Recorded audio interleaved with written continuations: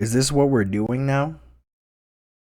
Like this is literally what we are doing as a community of gamers.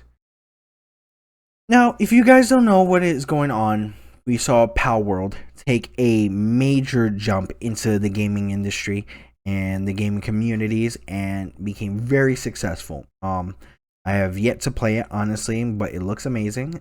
It looks pretty fun from what I've seen from other gameplays. And from that aspect, I've seen multiple things that, you know, I kind of understand from the other community that's going against it, and that is the Pokemon community. Now, when you play the game, you see there are many aspects of the game that seem very rip-offish or copycatish, and to a point where people have, brought out the ideas and the details on Twitter. People have done things like, even posted a video and where they're comparing both of the actual, the models from Pokemon and from Palworld. And with that, they're trying to see if like there are major points to it where they feel like the game ripped off Pokemon. Now, here's one thing. I understand if a community is trying to go ahead and, protect the game because they are fans. They are able to do that. They are have the right to do that because they paid for the game also. Just like how in one point where people have a right to critique a game when they pay for it and they play a game, and they have the right to say, oh, this was not as good as it was, or this was one of the best games, or this was probably one of the worst games I played out of this series. It goes to a point where certain things are absolutely ridiculous from both communities. Now, here's one thing, and this is me calling out specific people from both communities, so I'm trying to be as biased as possible. The fact that a group of people actually decided to mod in real life Pokemon characters and real life Pokemon into a Palworld game is absolutely an atrocious idea and literally one of the most ridiculous ideas for modders to do. Now, my issue with that is not simply because they're doing the mod, it's simply because now for a fact you're giving people in Nintendo a reason to want to go ahead and combat it. Now, the fact that you're doing that mod and Nintendo goes straight after you, especially how Nintendo is with its said product, it is now going to be listed as a rightful reason for them to go after you. You decided to make this mod, especially in the game, and with characters that they own, and you decided to fuck with it. Now, like for instance, they did the exact same thing when it came to that game Dream on PlayStation, when people were modding in Nintendo characters like Mario and Link and so on and so forth.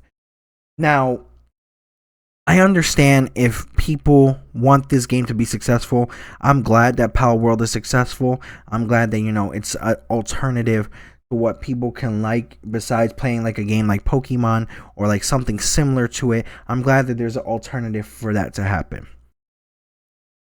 But doing something where you could get a company in trouble, especially with those mods, or as content creators, if you are trying to get in trouble on purpose, it's literally to a point where if you're doing this on purpose, you should not be a content creator. The fact that you are going in deliberately to try to get yourself in trouble for this situation is absolutely butt fucking ridiculous, and you should not do what you need to do. And you should not be modding in the way that you're supposed to be modding like that. That is why things like this have been massively disconnected, and why, even conversations or even things like, to a point where, developers trying to have a conversation with the game community is limited because people do way too much, especially now with what people are doing with Mortal Kombat 1. And that is deliberately disgusting.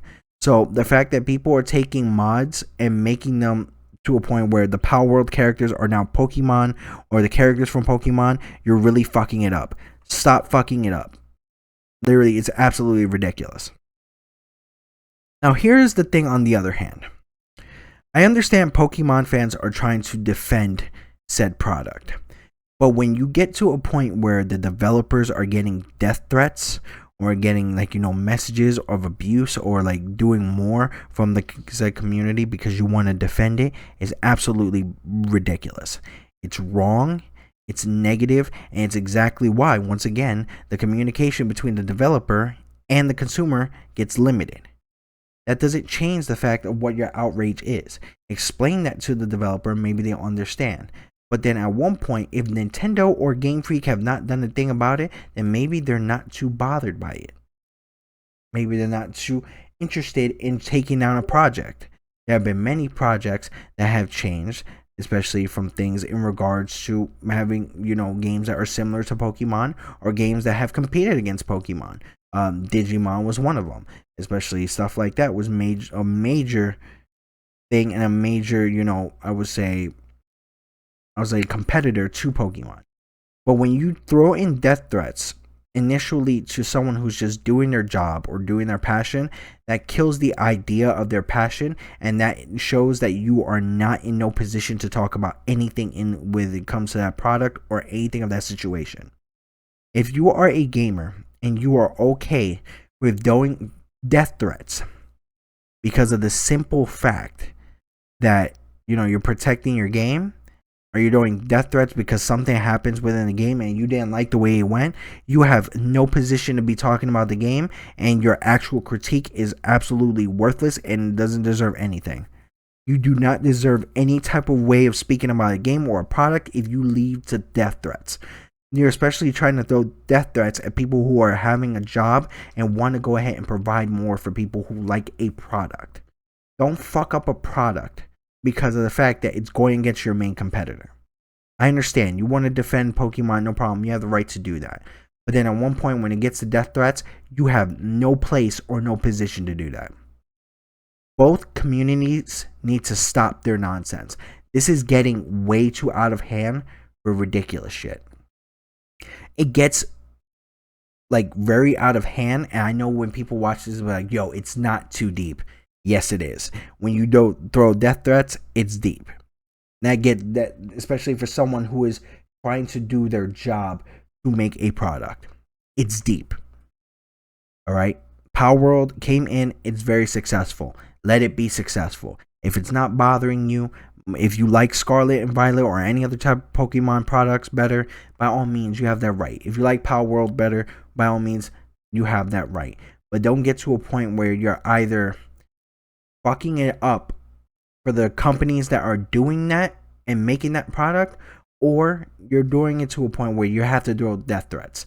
That gets to a point where now the consumers have to be limited. And we as consumers should have a right to throw in reviews or opinions or critiques on their games. But at one point, this is exactly why companies start fighting back and start saying things like what they have been saying. It gets worse. It gets really ridiculous. That shit needs to be stopped. And it's really ridiculous. It's just dumb. And you know what? As a gamer, I'm disgusted. As a developer, I'm disgusted. As a streamer, as a content creator, I'm disgusted by both parts. And it's really ridiculous. And people should be way better than that. We all should be way better than that.